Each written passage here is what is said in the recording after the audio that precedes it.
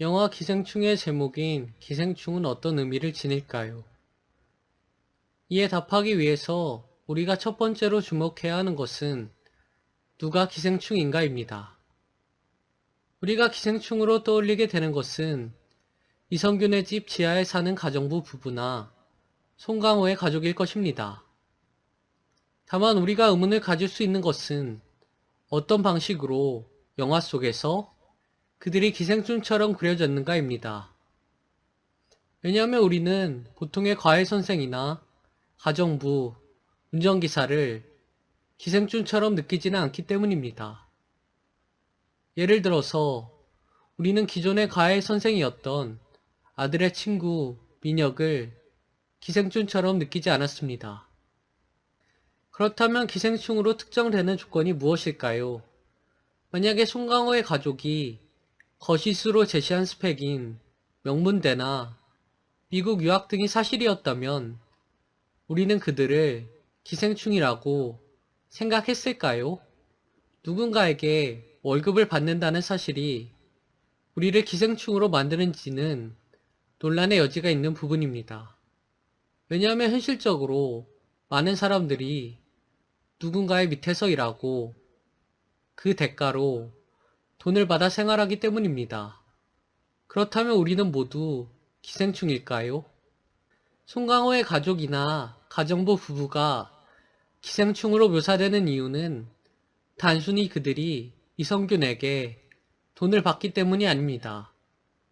오히려 우리는 이성균의 아내와 자식들은 이성균이 벌어온 돈으로 생활할 뿐만 아니라 그 돈을 위해서 아무 노동도 하지 않지만 우리는 그들이 전혀 기생충이라고 생각할 여지가 없었다는 것을 발견합니다. 다시 말해서 기생충은 단순히 돈을 주고받는 관계에서 성립하는 것이 아니라 돈이나 권리를 정당한 방식으로 제공받는가의 여부에서 결정됩니다. 예를 들어서 우리는 부잣집 남편과 결혼한 아내와 학생인 그들의 자녀들이 집과 돈을 제공받는 것이 정당하다고 생각합니다.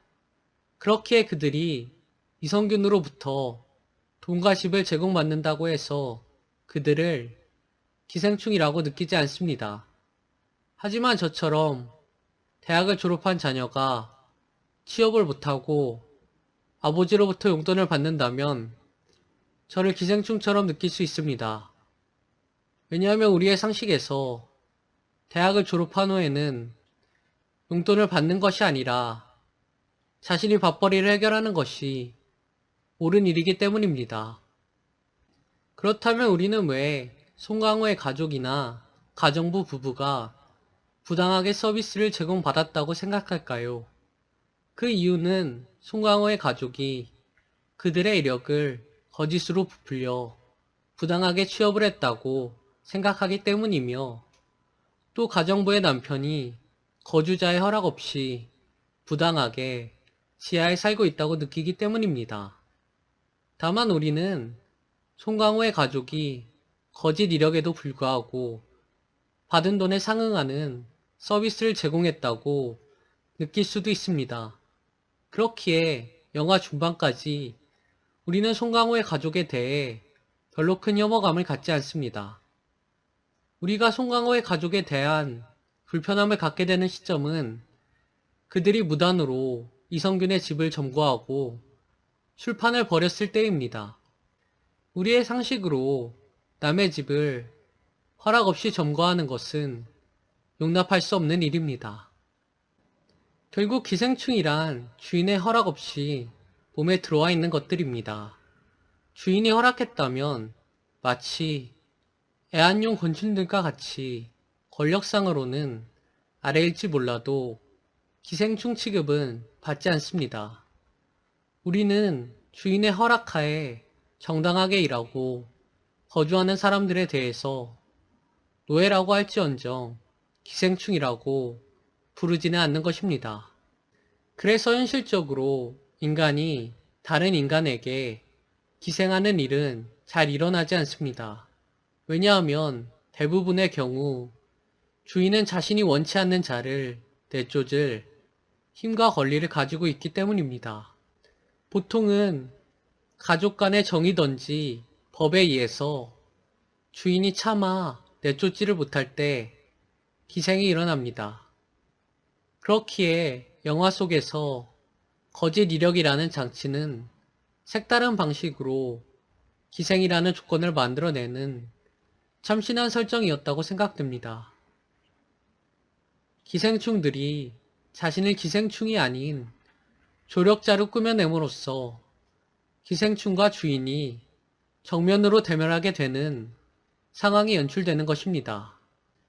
그런데 우리가 드는 의문은 조작된 이력에도 불구하고 송강호의 가족이 이성균의 가족에게 조력자가 되지 않았는가 하는 점입니다.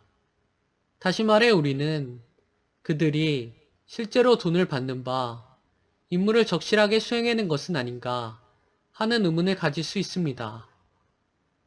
물론 이러한 두 가족 사이의 신뢰는 송강호 가족의 이성균의 가족에 대한 뒷담이나 집의 무담 점거 등의 행동을 통해서 의도적으로 약화되지만 말입니다. 결국 영화의 스토리는 주인과 기생충 사이의 파국으로 끝납니다. 우리는 로맨틱 코미디식의 훈훈한 엔딩도 그려볼 수 있었으나 이야기는 제작자에 의해 다분히 의도된 파국으로 흘러갑니다. 이야기는 기생충들과 주인이 서로 피를 보지 않고 물러가는 것으로 끝날 수도 있었으며 기생충들과 주인의 아슬아슬한 공생이 계속 이어지는 것으로 끝날 수도 있었습니다. 하지만 제작자가 택한 결말은 완전한 파국입니다. 이것이 뜻하는 바가 무엇일까요? 기생이라는 관계는 결코 공생이라는 조화로운 관계로 이어질 수 없다는 제작자의 생각이었을까요? 하긴 주인은 무언가가 기생한다는 사실을 발견하면 그것들을 제거하려고 할 것이고 기생충들의 최종적인 목적은 주인의 자리에 올라가는 것일 테니 말입니다. 기생이라는 뜻이 함의하는 바는 원칙적으로 그들이 주인의 적이라는 것일지도 모릅니다. 그런 관점에서 본다면 영화 기생충의 이야기는 기생을 위한 노력과 그것의 어려움이 될 것입니다. 하지만 렌즈를 조금만 더 넓혀서 본다면 우리는 주인이라고 생각되던 이성균 역시도 어딘가에 기생하고 있다는 것을 발견할지도 모릅니다. 결국 그의 회사도 치열한 경쟁 속에서 살아남기 위해서는 편법과 구정을 써야 할지도 모르는 일이니까요. 다만 몰래 숨거나 주인을 속이는 기생이라는 관계보다는 명시적으로 체결된 갑을 관계가 더 일반적인 것 같습니다. 영화에서 연출된 송강호의 가족이 가진 연기력이나 가정부의 남편이 지닌 인내력이 없기 때문에 우리는 보통 기생에 성공하는 것에 어려움을 느끼며 그렇게 우리는 기생을 통해서 보다는 서로의 합의하에 이루어진 계약을 통해서 살아갑니다. 다만 계약 속에서 보통 갑을 관계가 생기고 그렇게 우리가 가끔씩 우리를 노예라고 자주 하는 경우가 생기는 것 같습니다. 기생충은 주인을 잠식하여 자신이 주인이 되기를 원하지만 노예는 전복을 꿈꾸지 못하기 때문에 정말로 노예가 되는 것이겠지요.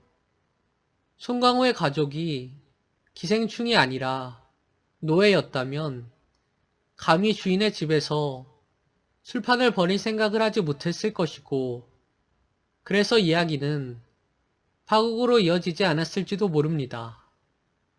마치 노예와 같이 그들은 주인의 시중을 계속 들 수 있었겠지요. 그렇게 서로 조화롭게 살아가는 행복한 결말이 되었을지도 모를 일입니다. 지하실에 사는 가정부의 남편이 그 관계의 수능에서 버텨왔듯이 말입니다. 결말에 이르러서 송광호가 이선균을 살해하는 것은 기생충이 주인의 자리를 차지하는 전복이 아닐까요?